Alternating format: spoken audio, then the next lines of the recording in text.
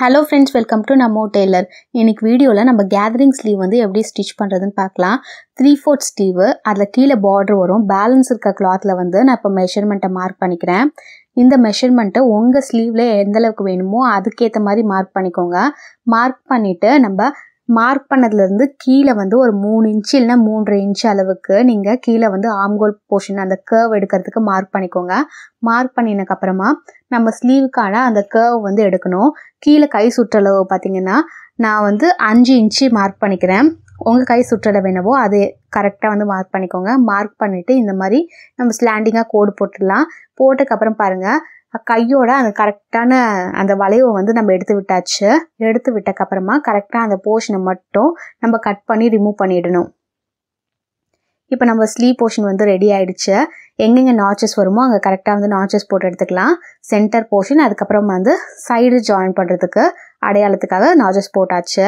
இப்போ பாருங்கள், ஓப்பன் பண்ணக்கப்புறம் உங்களுக்கு இந்த மாதிரி தான் இருக்கும். இப்போ பேலன்ஸ் வந்து கீழே பார்டர் வரும்னு சொன்னேன் பார்த்தீங்களா, இந்த பார்டருக்கு சுடிதாரோட கான்ட்ராஸ்ட் கிளாத் எடுத்திருக்கேன். இதை வந்து 2ஆக ஃபோல்டு பண்ணியிருக்கேன். 2 ஸ்லீவ் நம்ம வந்து ரெடி பண்ணணும். நான் ஒரு ஸ்லீவுக்கான டிசைன் தான் உங்களுக்கு காமிக்கிறேன். இந்த மாதிரி கிளாத்தை எடுத்து உங்களுக்கு எந்த அளவுக்கு பார்டர் வேணுமோ அந்தளவுக்கு கிளாத்தை மட்டும் எடுத்துக்கோங்க. எடுத்துட்டு 2ஆக ஃபோல்டு பண்ணி வச்சுருக்கேன். ஃபோல்டு பண்ணிவிட்டு அந்த பார்டரோட லென்த் என்னென்னு பார்த்துக்கோங்க. நான் 3.5 இன்ச்சு அளவில் நான் கரெக்டாக மார்க் பண்ணிவிட்டு எக்ஸஸ் கிளாத்தை வந்து கட் பண்ணி எடுத்துடுறேன்.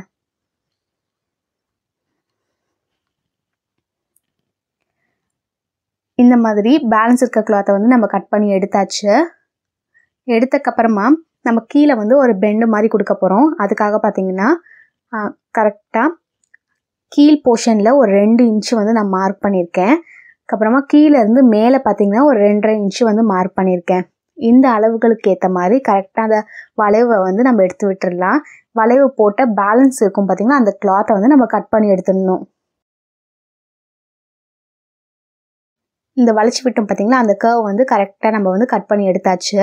ஓப்பன் பண்ணி காமிக்கிறேன் பாருங்கள். உங்களுக்கு கட் பண்ணக்கப்புறம் கிளாத் இந்த மாதிரி தான் இருக்கும். கீழே வந்து ஃபோல்டிங்கில் இருக்குது. அந்த ஃபோல்டிங் போர்ஷனை வந்து நான் கட் பண்ணி எடுத்துடுறேன். கரெக்டாக வந்து கட் பண்ணினக்கப்புறமா ஒரு ஸ்லீவுக்கு பார்த்திங்கன்னா 2 பீஸ் இருக்கும். ரைட் சைடு வந்து ஒன்றா வச்சுக்கோங்க கிளாத்தை.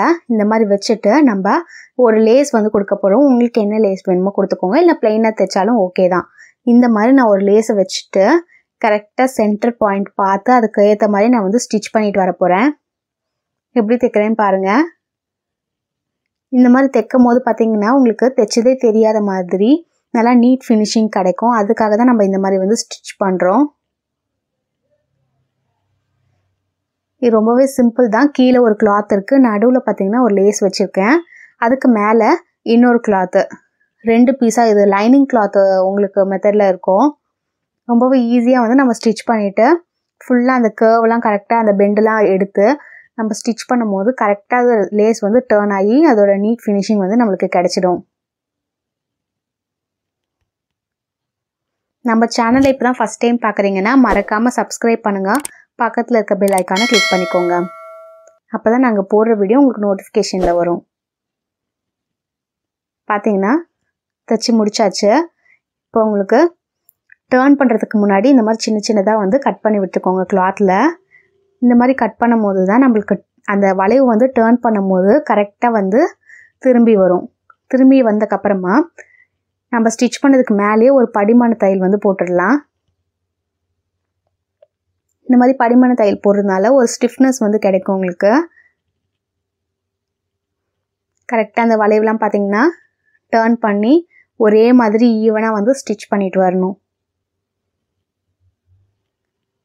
பார்த்திங்கன்னா கீழே இருக்க பார்டர் போர்ஷன் வந்து நம்ம ரெடி பண்ணியாச்சு. இப்போ கீழே இருக்க அந்த பார்டரும் நம்ம ஆல்ரெடி வந்து கட் பண்ணி வச்சுருக்கோம் பார்த்திங்கன்னா, அந்த ஸ்லீவ் போர்ஷனும் எப்படி ஸ்டிச் பண்ணுறதுன்னு பார்க்க போகிறோம். உங்களுக்கு நீட் ஃபினிஷிங் கிடச்சிருச்சு. இப்போ பார்த்திங்கன்னா நம்ம ஆல்ரெடி ரெடி பண்ணியிருக்க மேல் போர்ஷன், இப்போ ரெடி பண்ணியிருக்க இந்த பார்டர் போர்ஷன், இது ரெண்டுத்தையும் வந்து எப்படி ஃபினிஷ் பண்ணுறேன்னு பாருங்கள். கீழே இருக்க பார்டர் போர்ஷன் வந்து உங்களுக்கு 2 கிளாத் இருக்கும்னு சொன்னேன் பார்த்தீங்களா, இந்த 2 கிளாத் மேலே ஒரு கிளாத்தை வந்து கரெக்டாக வச்சு சென்டர் பாயிண்ட் பார்த்துக்கோங்க. ஒரு கிளாத்தை மட்டும் நான் சென்டர் பாயிண்ட் பார்த்து நான் இந்த மாதிரி ஒரு குண்டு ஊசியை வந்து பின் பண்ணிக்கிறேன். பின் பண்ணினதுக்கப்புறமா மேலே இருக்க கிளாத்தை வந்து இந்த மாதிரி உள்பக்கமாக சுருட்டி விட்டுருங்க. சுருட்டி விட்டுட்டு இன்னொரு கிளாத் இருக்கும்னு சொன்னேன் பார்த்தீங்களா, இந்த கிளாத்தையும் நம்ம ஆல்ரெடி வந்து வச்சுருந்த அந்த ஸ்லீவ் போர்ஷன் க்ரீன் கலர் கிளாத்தையும் கரெக்டாக ஈவனாக வச்சுக்கோங்க. இது எப்படி ஸ்டிச் பண்ணுறது அப்படின்னு பார்த்தீங்கன்னா, நம்ம ஃபஸ்ட்டு லேஸ் வச்சு ஸ்டிச் பண்ண பார்த்தீங்களா, கீழே ஒரு கிளாத், அதுக்கப்புறம் லேஸு, அதுக்கப்புறம் மேலே ஒரு கிளாத். அதே மெத்தட் தான் நம்ம இப்போ ஸ்லீவ் வந்து ஸ்டிச் பண்ணுறோம். இந்த மாதிரி ஸ்டிச் பண்ணுறதுனால உங்களுக்கு தைச்சதே தெரியாத மாதிரி ஒரு நீட் ஃபினிஷிங் கிடைக்கும். இந்த மாதிரி நம்ம தைக்கிறதுனால நம்ம ஓவர்லாக் போட வேண்டிய அவசியம் இருக்காது. பார்த்தீங்கன்னா தைச்சக்கப்புறமா நான் உள்ளே இருக்க கிளாத்தை வந்து இந்த மாதிரி வெளி போர்ஷனில் இழுத்து விடுறேன். இந்த மாதிரி இழுத்து விடும் போது உங்களுக்கு ரைட் சைட் பக்கம் டேர்ன் ஆகி வரும். நீங்கள் ராங் சைட் பக்கம் டேர்ன் பண்ணி பார்க்கும்போதும் உங்களுக்கு நல்லாவே தெரியும். டேர்ன் பண்ணக்கப்புறமா நம்ம தைச்சதுக்கு மேலேயே ஒரு படிமான தையல் வந்து போட்டுடலாம். நம்ம தைச்சதே தெரியாத மாதிரி ஒரு நீட் ஃபினிஷிங் கிடைக்கும். ரொம்பவே ஈஸியாக தான் இருக்கும் இந்த மெத்தடு. இதை வந்து கண்டிப்பாக எல்லோரும் ட்ரை பண்ணி பாருங்கள். இப்போ சென்டரில் கேதரிங் ஸ்லீவ் சொல்லியிருந்தேன் பார்த்தீங்களா, அந்த கேதரிங் ஸ்லீவுக்கான ஒரு கிராஸ் பீஸ் வந்து எடுக்கிறேன். இந்த கிராஸ் பீஸ் எதுக்குன்னா, நம்ம வந்து நாட் வந்து ரெடி பண்ணுவோம். நம்ம வந்து சுடிதாரில் நாட் ரெடி பண்ணுவோம் பார்த்தீங்களா, அதே மாதிரி மெத்தட் தான். கிராஸ் பீஸ் எடுத்து சின்னதாக இந்த சமோசா மாதிரி ஸ்டிச் பண்ணுவோம்ல, அதெல்லாம் ஸ்டிச் பண்ணி ஃபுல் ஃபினிஷிங்கோடு எடுத்து வச்சிட போகிறேன். இந்த நாட்லாம் எப்படி ரெடி பண்ணணும்னு தெரியலன்னா, ஆல்ரெடி நம்ம சேனலில் வந்து அதுக்கான வீடியோஸ்லாம் போட்டிருக்கோம். கீழே டிஸ்கிரிப்ஷனில் வீடியோட லிங்க் தரேன், கிளிக் பண்ணி பாருங்கள். இப்போ பார்த்தீங்கன்னா நாட் ஸ்டிச் பண்ணுறதுக்கு கிளாத்தை ரெண்டாக மடித்து நான் இந்த மாதிரி கரெக்டாக அந்த ஃபூட்டுக்கு அளவு வச்சு நான் இந்த மாதிரி ஸ்ட்ரெயிட்டாக தைச்சிட்டு வரேன். இந்த மாதிரி ஃபுல்லாக அந்த லென்த் அளவுக்கு நம்ம ஸ்டிச் பண்ணிவிட்டு லூப் டர்னரை வச்சு நம்ம இந்த கிளாத்தை வந்து டர்ன் பண்ணி எடுக்கணும்.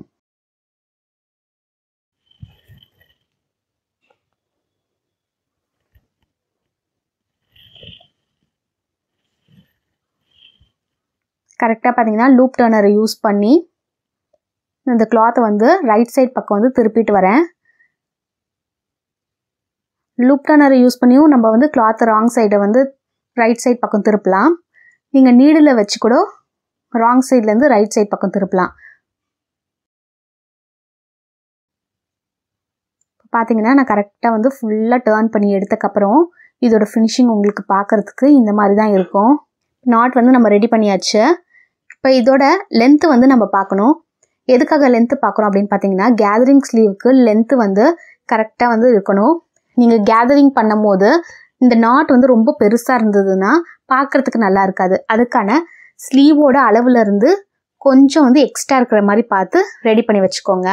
இப்போ சென்டர் போர்ஷனில் கேதரிங் வைக்கிறதுக்கு இந்த மாதிரி ஒரு ஸ்ட்ரெயிட் பீஸ் வந்து எடுத்துக்கணும். இந்த ஸ்ட்ரெயிட் பீஸ் 2 இன்ச் அளவுக்கு இருக்கிற மாதிரி நான் எடுத்து வச்சுருக்கேன். இந்த கிளாத்தை பார்த்தீங்கன்னா ஸ்லீவோட சென்டர் போர்ஷனில் வச்சு நம்ம ஸ்டிச் பண்ணணும். அதுக்காக இந்த ஸ்ட்ரெயிட் பீஸோட சென்டர் பாயிண்ட் வந்து பார்த்துக்கோங்க.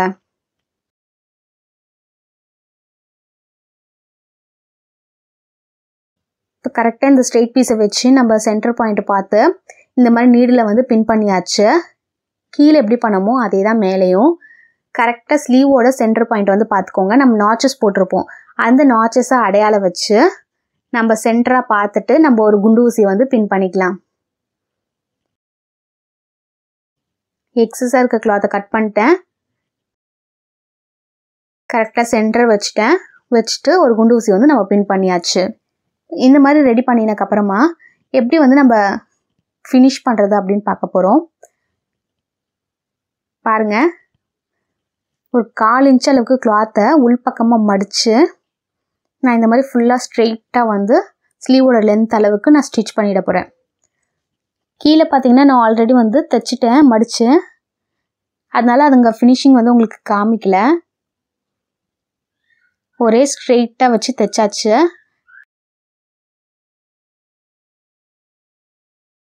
பார்த்தீங்கன்னா ஸ்டிச் பண்ணினதுக்கப்புறம் இந்த குண்டு ஊசிலாம் நம்ம ரிமூவ் பண்ணிடலாம்.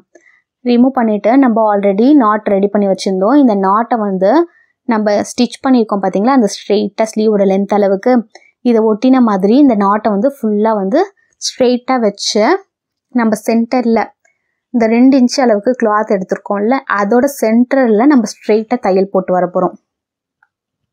எப்படி தையல் போடுறேன்னு பாருங்கள். ரொம்பவே ஈஸி தான். நம்ம நாட்டை வந்து இது கரெக்டாக கோத்து ரிவர்ஸ் வந்து வரத்துக்கு இந்த மாதிரி வச்சு நீங்கள் தைக்கும் போது உங்களுக்கு நாட்டு கோக்கிற வேலை வந்து உங்களுக்கு மிச்சமாயிடும்.